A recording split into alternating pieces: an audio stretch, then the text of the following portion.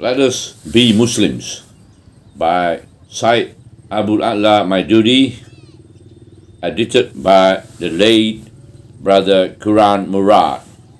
May Allah bless them all. Chapter 25, Restoration of True Hajj. Brothers in Islam, Hajj, or the pilgrimage, was instituted by the Prophet Ibrahim to serve as a focal meeting place for all believers in the one God. Thus he made Mecca the center of the worldwide Islamic movement and installed his elder son, the Prophet Ismail, there to continue his mission. Idol worship amongst Ibrahim's descendants. Only God knows exactly how long Ismail's children stayed on the right path, but within a few centuries of the death of Ibrahim, and Ismail's people had abandoned their teaching and had gradually gone astray like all other people around them. Hundreds of idols were installed in the sacred Kaaba, which had been built as a center for the worship of the one God. Ironically, enough idols were made of Ibrahim and Ismail too, whose whole lives had been spent eradicating idol worship. The descendants of Ibrahim, who had repudiated all idols, began to worship idols like Lat, Manat, Hubal, Nas, Yahud, Uzzah, Asaf, Na'ilah, and many more. They also worshipped the sun, the moon, Venus, and Saturn. They also worshipped jinns, ghosts, angels, and the spirit of their dead ancestors.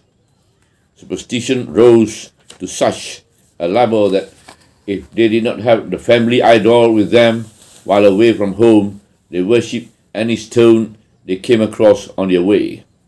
Or if no stone was available, even a round ball made of clay with a sprinkle of goat's milk over it served as their god.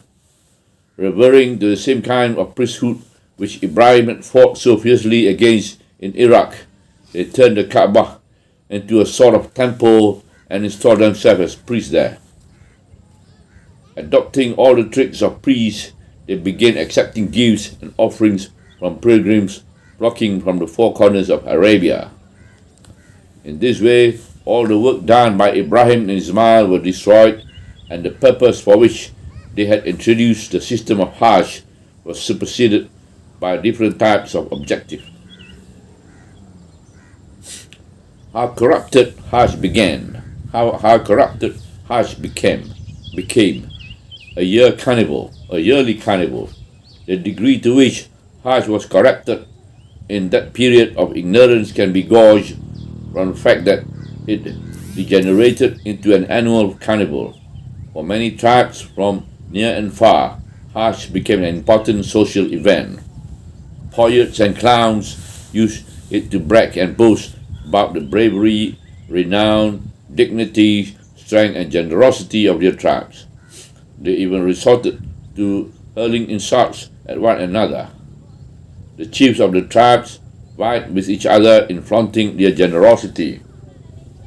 They slaughtered camel after camel with the sole purpose of extolling their name, generosity, and hospitality. Singing, revelry, drinking, and adultery were part and parcel of the festivities.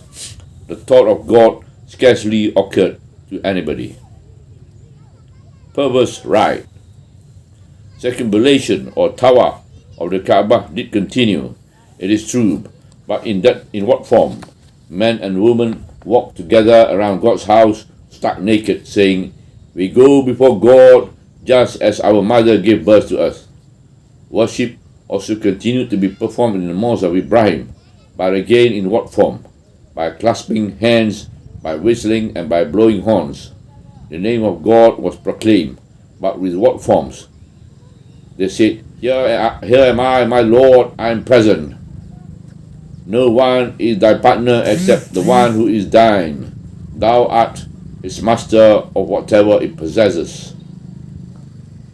They did make sacrifices in the name of God, but the blood of the sacrificed animals was was spilled on the walls of the Kaaba and the flesh thrown at its door, in the belief that Allah needs that flesh and blood. Sacrilege of sacred months. Ibrahim had declared 4 months of Hajj as sacred and had directed that no warfare should be waged in these months. These people partially observed the sanctity, but if they wanted to fight during the sacred month, they simply declared Ibrahim's ruling null and void for a particular period and added extra holy months for the following year. Self-imposed restriction. Even those who were sincere towards religion were led into strange, excessive ways by the ignorant.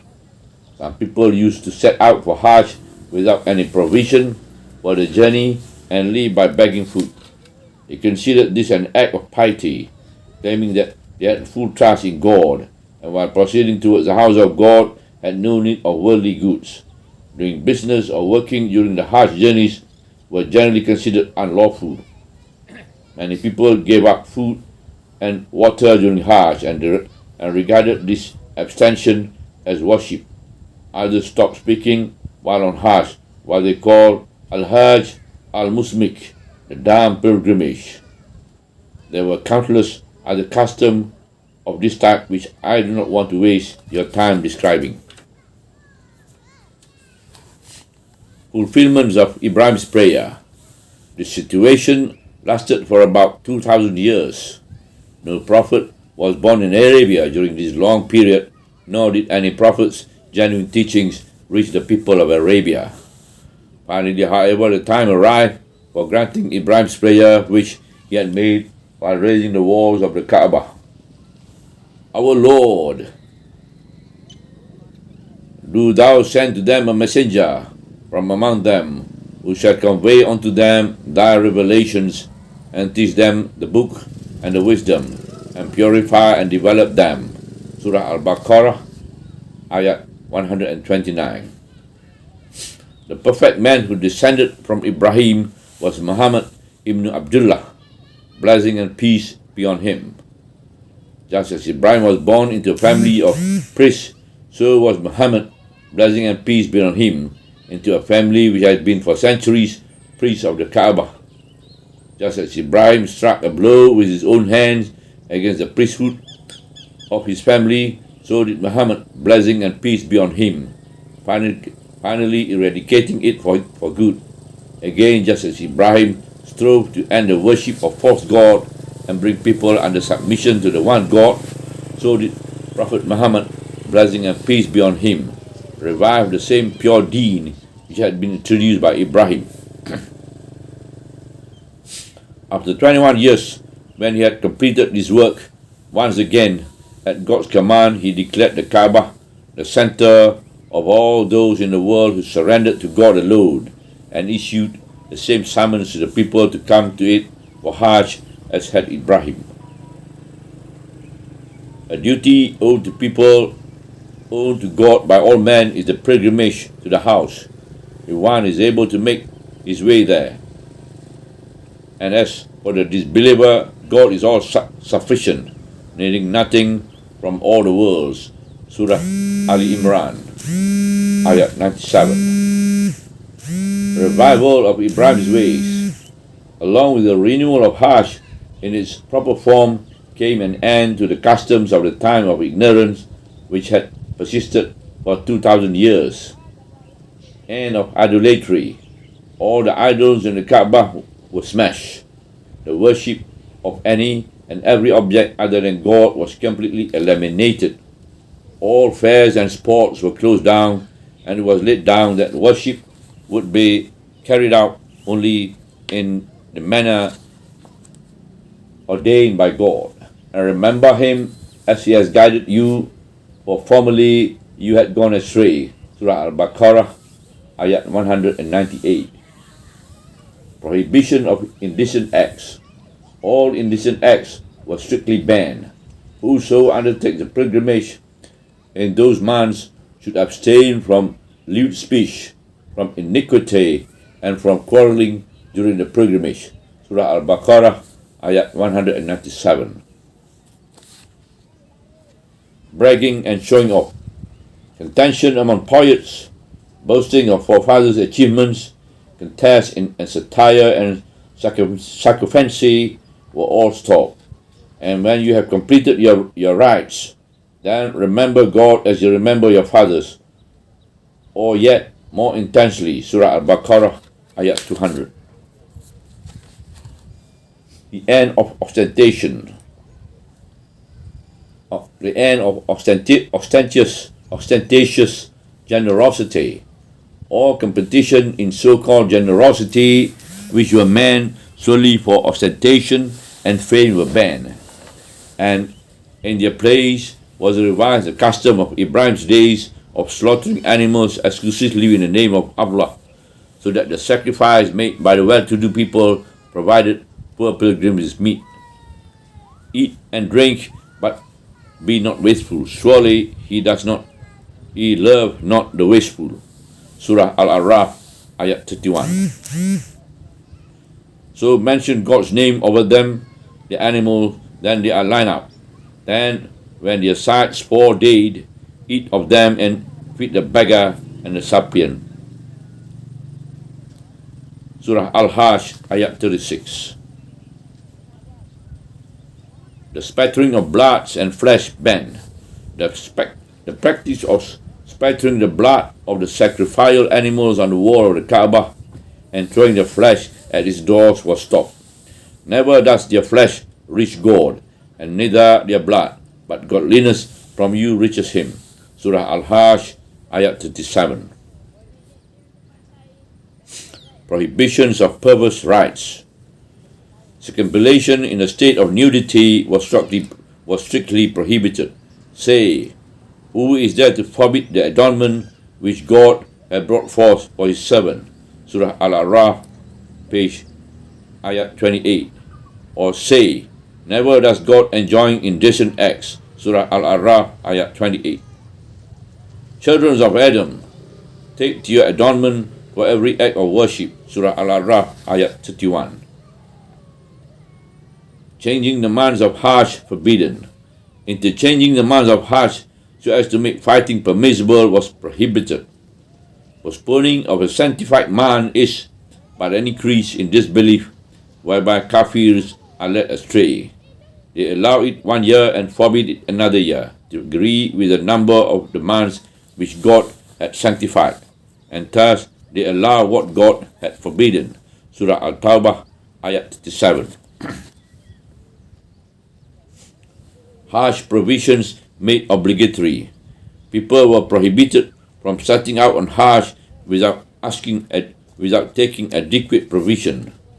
Clarification was made that not taking provision for a journey in this world did not mean, as was popularly believed, that one was thereby taking provisions for the hereafter. And take provision for yourself, but the best provision is God consciousness. Surah Al-Baqarah, ayat 197. Permission to work during Hajj. The popular belief that it was an act of piety not to work for money or earning a livelihood during Hajj was refuted.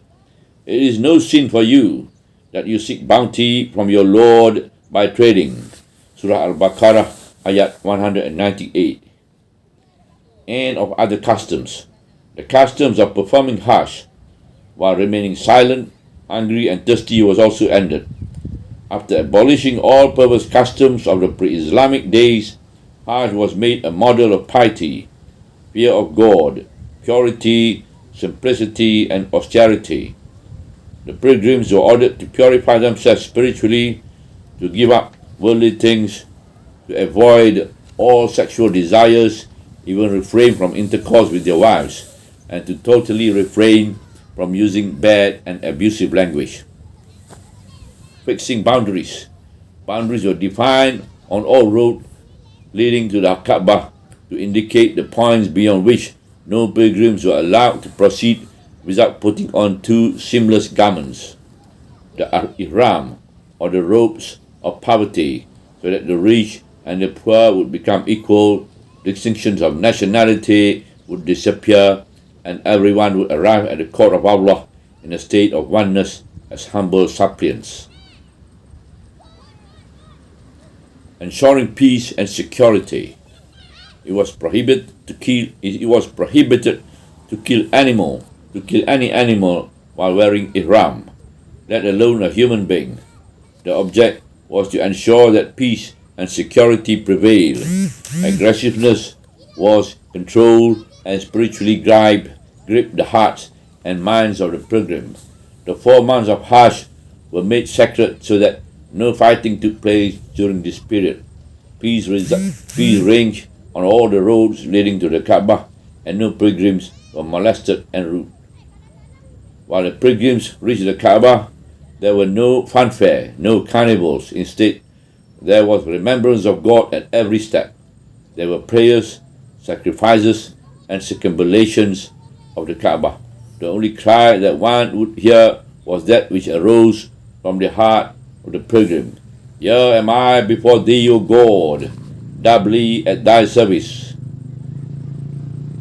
Before thee I am, there is no partner unto thee.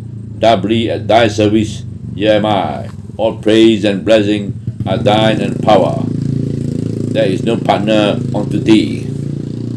Labbaik Allahumma labbaik, labbaik la sharika laka labbaik, innal hamda wal ni'mata lakal mulk la sharika lak. Such selfless and sincere Hajj, the Prophet, blessing and peace be on him, has described us. Whoever performs Hajj solely for the sake of God, and in the course of it abstain from sensuality and disobedience, will return from there as immaculate as a child just born. Surah Al-Bukhari and Surah Hadith from Al-Bukhari and Hadith from Muslim. Importance of Hajj. See now how important this Hajj is. Allah says, a duty owed to God by all men is the pilgrimage to the house, if he is able to make his way there. And as for the disbeliever, God is all sufficient, needing nothing from all the worlds. Surah Al-Imran, ayat 97. Here, failure to perform Hajj, if you have the means to do so, is described as kufur. Its explanation is found in 2 hadiths of the Prophet's blessing and peace be on him. Whoever possesses provisions and conveyance for a journey to the house of God, but in spite of these does not perform Hajj, then his dying is like the dying of a Jew or a Christian. From Tirmizi. Whoever is not prevented from proceeding for Hajj by any clear, dire needs that he must fulfill, or by a tyrant ruler, or by a disease which confines him, and yet he fails to perform Hajj and dies in this condition, he may as well choose to die either as a Jew or a Christian. Hadith collected from Darimi. Elucidating this hadith, Umar said, I wish to impose jizya, poll tax meant specifically for non-Muslims who were exempt from conscription, on those who do not perform Hajj in spite of possessing the required means. They are not Muslim. They are not Muslims.